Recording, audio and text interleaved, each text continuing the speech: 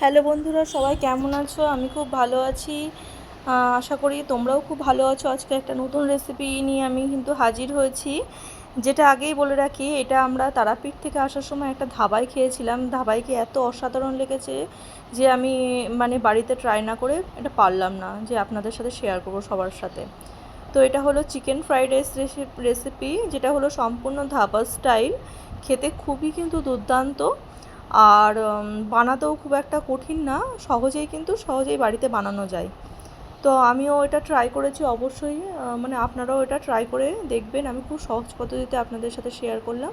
তো অবশ্যই ট্রাই করবেন, আমাকে জানাবেন কেমন হয়েছে, আর সম্পূর্ণ ভিডিওটা আমার ভিডিওটা দেখবেন, আর দেখে একটা লাইক শেয়ার কমেন্ট অবশ্যই করবেন। তো এখানে প্রথমে চিকেন ফ্রাইড রাইস দিয়েছি, তারপরে সামান্য স্যালাড দিয়েছি, তারপরে আমার মুরগির মাংস যে নর্মাল চিকেন কষা, সেই রেসিপি আমি কিন্তু করেছিলাম, সেটাই আমি এখানে সার্ভ করেছি। এই চিকেন কষার রেসিপি কিন্তু আমার ভিডিওতে আগের ভিডিওগুলোতে আছে, অবশ্যই চাইলে আপনারা দেখে নিতে পারেন। তাহলে আসি কেমন করে এই চিকেন ফ্রাইড রাইস বানাবো। তাহলে প্রথমেই একটা চিকেন ম্যারিনেশনের জন্য আমি একটা মশলা করে নেব। যেমন নিয়েছি ধনেপাতা, আদা, রসুন আর গোলমরিচ, গোটা গোলমরিচ।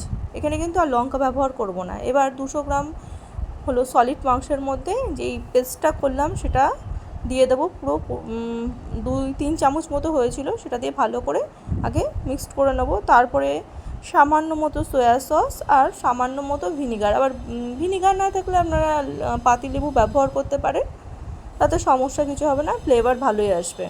তো এই সব কিছু আমরা মিক্সড করে মোটামুটি 2 ঘন্টা মতো আমরা ম্যারিনেশনে রেখে দেবো জিনিসটা ভালো করে। আর সামান্য নুন দিয়েছি স্বাদ মতো। নুনটা কিন্তু আপনারা বুঝে দেবেন, কারণ পরেও কিন্তু ভাতে লবণ ব্যবহার হবে, তারপর সবজিতে লবণ ব্যবহার হবে সেই মতো।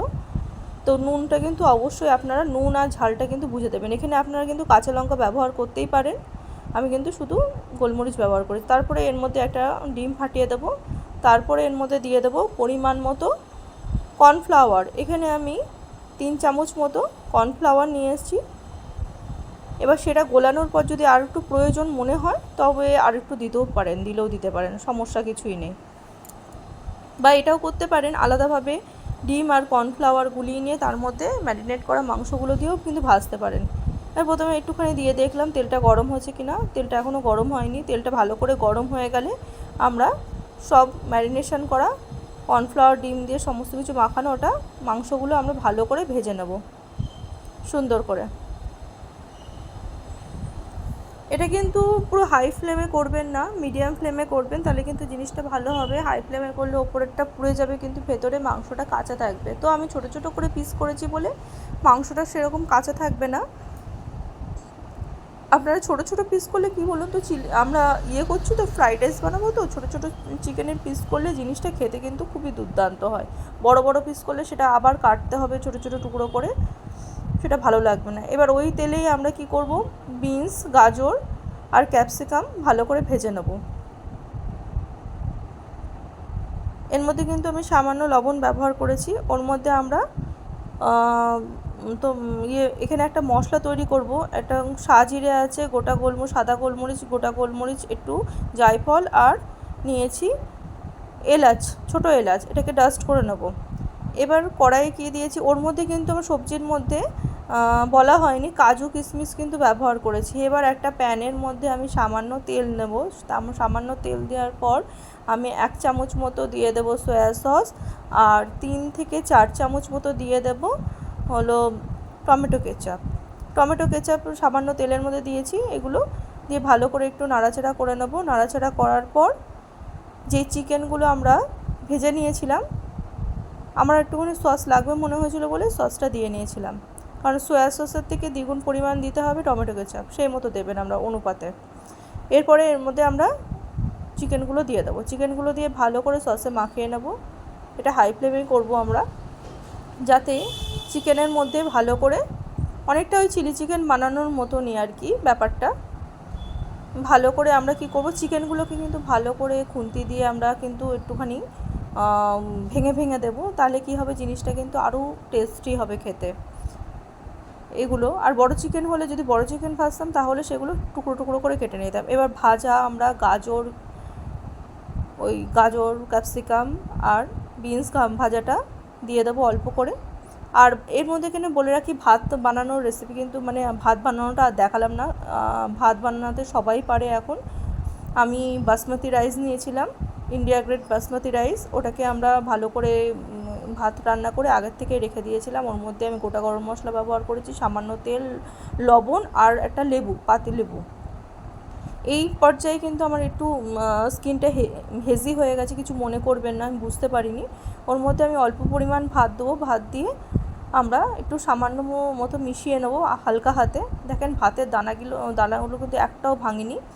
আমি এমন করেই ভাতটা রান্না করেছিলাম, সম্পূর্ণ দানা হলো বড় বড় ছিল। এর মধ্যে আমরা যে গুঁড়ো মশলাটা করে নিয়েছিলাম সেই মশলাটা সামান্য পরিমাণ দেব, মানে একবারে করতে গেলে জিনিসটা ভাতগুলো ভেঙে যাবে আর জিনিসটা খেতেও কিন্তু ভালো হবে না।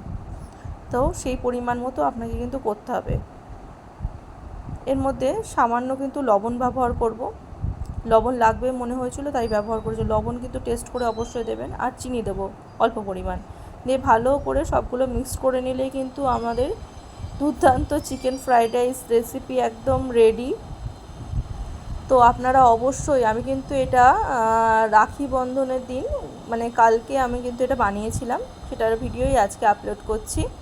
এটা কিন্তু খেতে যারা যারা খেয়েছে সবাই কিন্তু প্রশংসা করেছে। আপনারা যদি বাড়িতে এটা রোববারের মেনুতে যদি রাখেন তো মানে বাচ্চা থেকে বড় সবাই কিন্তু খুবই পছন্দ করবে। আর এটা একটু অন্য ধরনের চিকেন ফ্রাইড রাইস রেসিপি, অবশ্যই কিন্তু আমি বলছি বারবার, আমি হলফ করে বলতে পারি এটা খেলে কিন্তু সবাই মানে আপনার প্রশংসা করবেই করবে।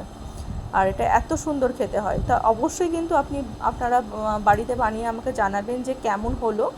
তাহলে আপনাদের মানে সে কমেন্ট পড়ে আমার খুবই উৎসাহ লাভ করি আমি, আর আমার নতুন নতুন মানে ভিডিও দিতে ভালো লাগে। তো অবশ্যই আপনারা জানাবেন যে বানিয়ে কেমন হলো, খেতে কেমন হলো, আমাকে কমেন্ট করে জানাবেন, আমার তাতে খুবই ভালো লাগবে। আর আমার রান্না যদি ভালো লাগে তাহলে অবশ্যই লাইক, শেয়ার, কমেন্ট করবেন। তাহলে আজকের মতো আমি আসি, তাহলে টাটা, আবার পরে দেখা হবে নতুন রেসিপি নিয়ে।